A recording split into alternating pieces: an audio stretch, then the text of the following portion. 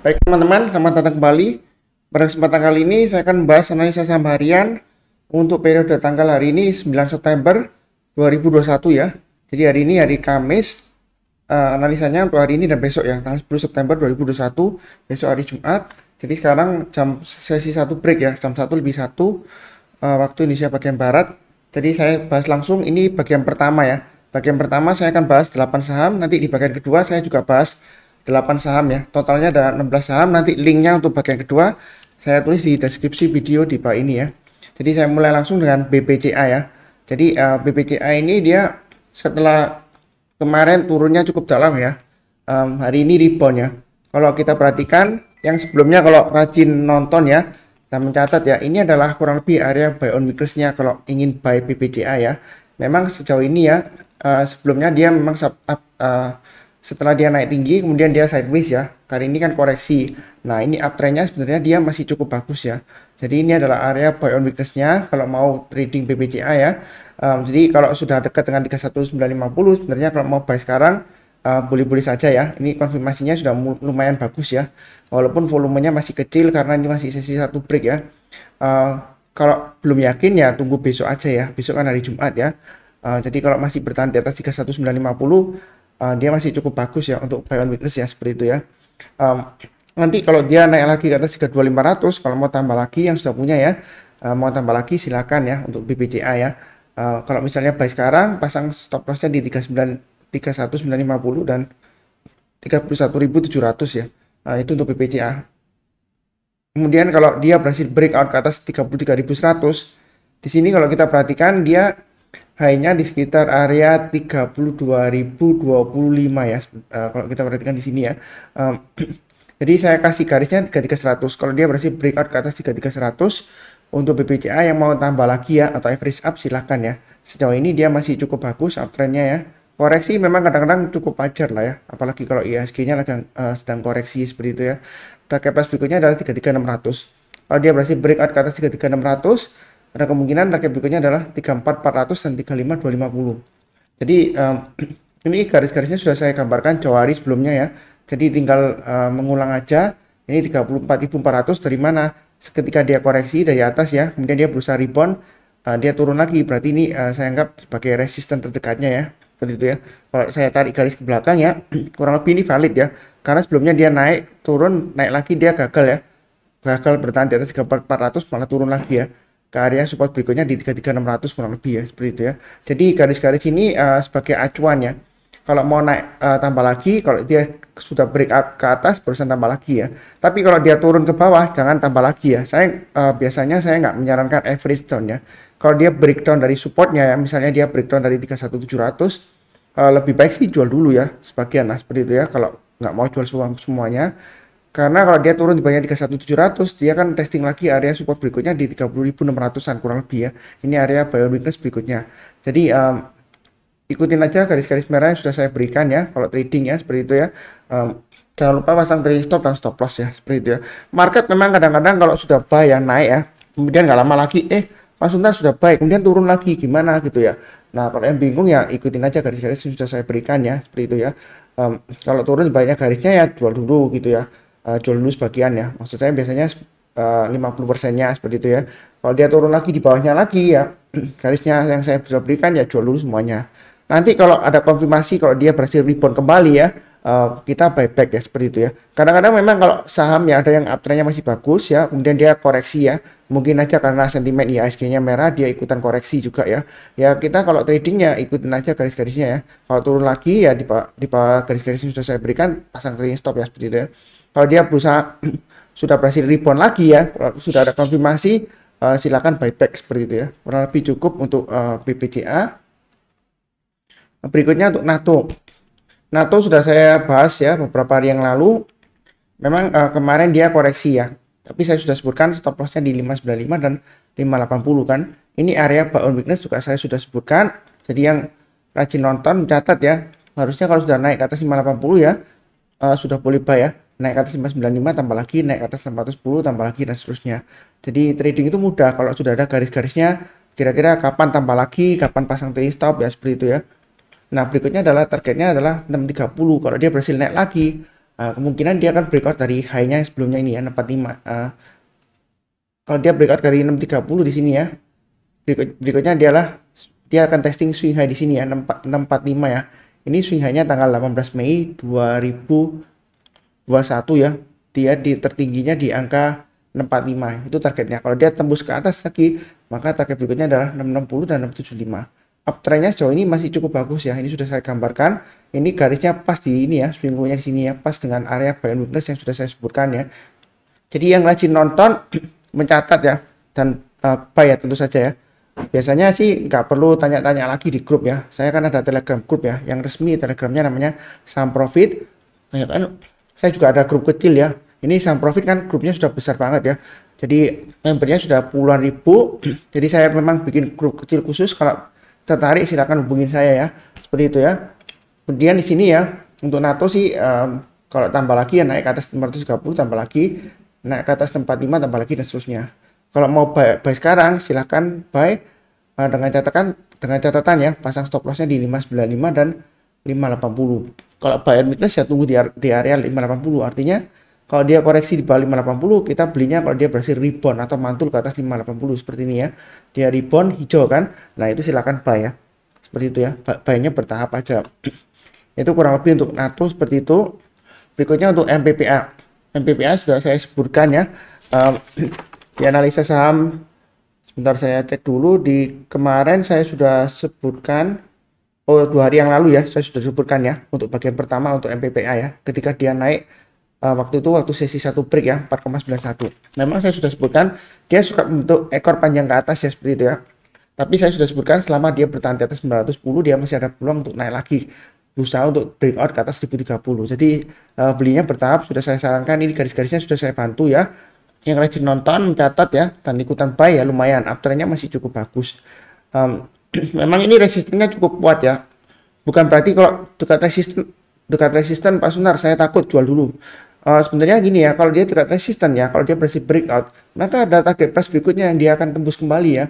Sebelumnya di area ini ya, berikutnya lagi di area 1275 sampai dengan 1300 ya. Ini swing high-nya di sini di 12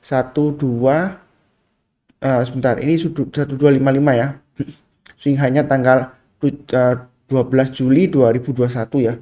Jadi kalau dia breakout ke atas 1255, tadi kemungkinan dia akan breakout lagi ke atas 1300 dengan target 1400, 1500 dan 1590. Jadi sejauh ini sih sebenarnya secara garis besar dia masih cenderung lesu ya, sideways ya. Dia berusaha untuk breakout ya kali ini ya. Jadi mudah-mudahan sampai minggu depan 1-2 minggu dia berhasil capai target kurang lebih sekitar area ini ya. 1250-an lah seperti ya. Mudah-mudahan yang sebelumnya di sini ya kurang lebih ya. Memang terus terang aja MPPA ya, dia sentimen aksi korporasi ya. Bisnisnya menurut saya sih masih cenderung lesu ya, seperti kita ketahui bersama ya. Matahari Putra Prima ya, bisnisnya masih lesu. Sentimen akuisisi dan aksi korporasi aja sih kalau menurut saya MPPA ya. Tapi kita jangan terlalu takut kalau trading ya, ikutin aja garis-garis yang sudah saya bantu di sini ya. Pasang trading stop dan stop loss ya, seperti itu ya. Oke, berikutnya untuk BRMS. BRMS ini sudah saya sebutkan juga ya. Ini garis-garisnya sudah saya berikan. Kalau naik ke atas 90 silakan buy ya, tambah lagi, naik lagi ke atas 93 tambah lagi seperti itu ya. Nah, di sini 97 kalau dia berhasil naik ke atas 97 boleh tambah lagi ya. Tapi kan hari ini cuma nyentuh ke 97 ya, tapi belum berhasil breakout ke atas 97. Jadi harusnya belum tambah lagi ya. Yang sudah punya ya pasang aja trading stop seperti itu ya. Kalau belum pasang ya pasang aja di 93 dan 90 ya. Itu terdekatnya. Kalau terlalu dekat ya pasang aja di 90 dan 85. Itu agak jauh ya. Memang fluktuasinya untuk BRMS dia agak jauh ya seperti itu ya. Nah, kemarin saya sudah singgung mengenai BRMS ya. Jadi yang rajin nonton mencatat ya tanpa ya pasang automatic order ya, itu saya sebutkan. Memang kalau dari segi emiten batubara BRMS ini biasanya yang paling terakhir sendiri ya, seperti itu ya. Bukan berarti kalau dia gorengan jelek kita harus hindari. Memang dia secara manajemen dia memang sejarahnya ya, track recordnya dia memang kurang baik ya, seperti itu ya. Tapi ya bagi yang punya dananya kecil ya, biasanya untuk BRMS ini lebih cocok ya tradingnya seperti itu ya. Jadi ya memang gorengan sih ya. Saham itu susah ngomongnya ya. Kalau nggak digoreng ya dia nggak akan naik ya, seperti itu ya. Tergantung ya, saya sudah sebutkan ya, pakai minyak goreng apa. Kalau minyak gorengnya bagus ya, ya dia akan tetap sehat ya, seperti itu ya, mudah-mudahan ya. Ya yang penting di sini adalah sabar, fokus dan disiplin ya. Garis-garisnya sudah saya berikan, tinggal pasang trailing stop dan stop loss. Kalau yang mau buy, tunggu sekalian breakout ya. Kalau buy sekarang boleh aja pasang stop lossnya di 93 dan 90 atau di low-nya ini ya. Ini low-nya tanggal 8 September ya, di 88 ya, itu stop lossnya. Atau maksimum di 85 stop lossnya kalau sudah punya. Nanti kalau naik ke atas 97, kalau mau tambah lagi silakan tambah lagi. Naik ke atas 100 tambah lagi. Naik ke atas 109 breakout tambah lagi ya. Target price berikutnya di 127-an ya. Ya minimal 120 di sini ya. Kalau nggak dikasih 127 ya menurut saya sih kalau dia berhasil breakout ke atas 109 ya masih memungkinkan ke 120 ya. Lumayan ya seperti itu ya. Dari 109 breakout ke atas ke 120 ya lumayan ya. Kelihatannya cuma 10 rupiah ya. Tapi kan dia kurang lebih hampir sekitar 9%-an ya kurang lebih ya. Itu untuk BRMS ya. Ya kurang lebih begitulah ya. Kalau trading saham yang di bawah 100 biasanya asik ya. Naik satu level aja itu kalau dijual ya asal sekuritasnya nggak lebih dari 0,15 dan 0,25 untuk fee beli dan jualnya ya. Harusnya sih masih profit ya kalau 1-2 level ya. Nah, asiknya kalau trading saham di bawah 100 rupiah seperti itu ya. Tapi tentu saja untuk yang BRMS itu resikonya cukup tinggi ya. Karena dia ya itu manajemennya dan track recordnya masih kurang bagus ya seperti itu ya. Berikutnya untuk ASII. ASII sebenarnya sudah saya sebutkan di analisa saham untuk investasi ya. Ini coret-coretnya yang saya sudah sebutkan ya. Jadi peluangnya dia masih cukup wajar ya. Memang di sini koreksi ya. Koreksinya dia masih wajar di jalur uptrendnya seperti itu ya. Karena secara weekly-nya dia di range-nya ya 4640 sampai dengan 550. Itu yang support resistennya untuk weekly-nya. Di tengah-tengahnya ya kalau mau ditarik garis ya dia di area supportnya 5025 ya atau 5000 yang sudah saya sebutkan ya. Selama dia bertahan di atas 5000 sebenarnya sih untuk jangka menengah sampai tahun depan dia masih cukup bagus untuk ASI ya. Seperti itu ya. Kalau dia naik lagi ke atas 5425 boleh tambah lagi lah ya. Breakout ya. Kalau mau buyback, buy sekarang boleh nggak Pak Sunar? Boleh aja asalkan pasang stop lossnya di 5225 dan 5150. Atau buy on weakness tunggu aja di area sekitar 5000 dan 5100. Kalau buy on weakness nggak dikasih-kasih ya, kalau dia berhasil naik ke atas ya, kita belinya buy high, sell higher ya, seperti itu ya. Naik ke atas 5425 buy, kalau dia breakout ke atas 5500 di atas Fibonacci retracement 38,2%, boleh tambah lagi dengan target berikutnya di 5600 dan 5675. Itu untuk ASI ya. Mudah-mudahan dia masih lancar. Sebenarnya sih uptrendnya masih cukup bagus ya seperti itu. Koreksi seperti ini sebenarnya wajar ya. Jangan karena dia koreksi terus bilang wah itu sudah dijual ditinggalkan bandar. Enggak ya. Ini trennya masih cukup bagus. Terus terang aja ya. Seperti itu ya. Kurang lebih berikutnya untuk tower. Jadi tower di sini dia mulai rebound lagi naik ke atas 1350 ya garis saya ya. Memang masih di bawahnya area buy and weakness yang saya sudah sebutkan di sini ya 1400 ya. Kalau mau buy sekarang ya boleh-boleh saja asalkan pasang stop lossnya di 1350 dan 1325 lah ya, maksimum di 1300. Buy on weakness kalau di bawahnya ya tunggu aja di 1270 ya. Kalau dia koreksi di bawah 1270 kita tunggu, kalau dia berhasil rebound atau mantul ke atas barusan kita buy ya. Kalau dia belum berhasil mantul kita jangan buy dulu ya. Buy-nya bertahap naik ke atas 1300 tambah lagi, naik ke atas 1325 tambah lagi dan seterusnya ya seperti itu ya. Itu untuk tower. Memang di sini dia merambat naik ya. Naik 2 hari turun berhari-hari kemudian dia berusaha naik ya sideways kemudian breakout lagi turun. Ini berusaha berjuang untuk breakout lagi. Kalau dia breakout ke atasnya 1430, target berikutnya adalah Fibonacci extension 127,2% di 1535 ya, kurang lebih di sini ya. Jadi mau buy sekarang boleh aja atau sekalian tunggu buy high sell higher, naik ke atas 1400, buy, naik lagi ke atas 1450, tambah lagi, naik ke atas 1500, tambah lagi dan seterusnya ya. Itu kurang lebih untuk tower seperti itu ya. Silakan dicatat, jangan lupa ya, seperti itu ya. Kurang lebih cukup ya untuk emiten tower ya untuk analisa saham harian. Oke, kemudian berikutnya untuk Telkom. Telkom ini sebenarnya dia masih cukup bagus ya, secara fundamental cukup bagus. Kemudian memang secara harga dia lemot ya, ini sideways-nya masih lama ya. Setelah dia breakout ya naik ke atas ini ya 3300, ternyata naik cuma ke 3430. Kemudian koreksi lagi ya seperti itu ya. Memang kalau yang trading Telkom ini agak jangka panjang ya, maksudnya nggak sampai jangka panjang sampai 5 tahun atau 10 tahun enggak, maksud saya sekitar 1 tahunan lah kurang lebih ya. Jadi dia masih berjuang naik ke atas, sejauh ini uptrendnya masih cukup bagus, dia memang sideways di jalur uptrend ya istilahnya. Jadi istilahnya sideways di jalur uptrend ya, saya ulangin ya. Jadi ini area buy on weakness ya. Saya sudah sudah sebutkan kalau dia turun di bawahnya 3.300, kalau berhasil rebound ke atas ya silakan buy. Buy-nya bertahap aja. Sebenarnya kalau mau buy sekarang boleh aja pasang stop loss-nya di 3.300 dan 3.260. Itu untuk Telkom ya. Memang dia sideways ya. Kalau dia naik lagi ke atas 3.370 tambah lagi, naik lagi ke atas 3.400 tambah lagi dan seterusnya. Jadi intinya sih ikutin aja garis-garis yang sudah saya berikan kalau trading ya.